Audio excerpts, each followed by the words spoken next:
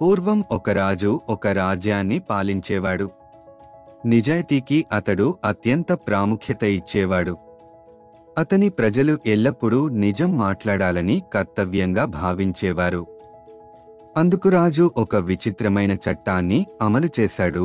ఎవరైనా అబద్ధం మాట్లాడితే వారికి మరణ శిక్ష పడుతుంది, కానీ అర్ధసత్యాలు మాట్లాడితే వారికి గొప్ప బహుమతి లభిస్తుంది.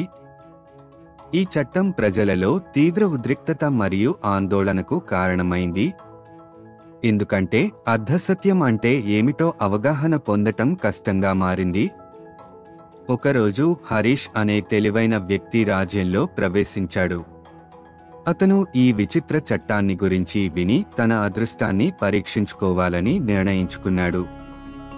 రాజును కలుసుకోవడానికి అతను అనుమతి కోరాడు. రాజు ఈ కొత్త అతిథి గురించి విచిత్రంగా ఆలోచించి అతనికి అనుమతి ఇచ్చాడు.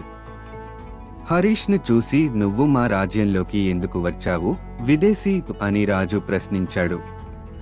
హరీష్ ఇలా సమాధానమిచ్చాడు, మహారాజా, అర్ధసత్యాలు మాట్లాడిన వారికి ఇచ్చే బహుమతి పొందడానికి వచ్చాను. హరీష్ కొద్దిసేపు ఆలోచించి, మహారాజా, మీరు నా ప్రాణాలను కాపాడితే మీరు అడవిలో ఒక వృక్షం క్రింద ఒక అమూల్యమైన నిధిని కనుగొంటారు.